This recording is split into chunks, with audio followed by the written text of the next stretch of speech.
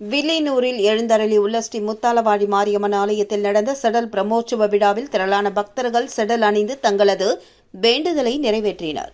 வில்லியனூர் மேற்கு மாட வீதியில் எழுந்தருளியிருக்கும் அருள்மிகு ஸ்ரீ முத்தாலவாடி மாரியம்மன் ஆலய செடல் பிரமோற்சவ விழா கடந்த 7ஆம் தேதி துவங்கியது.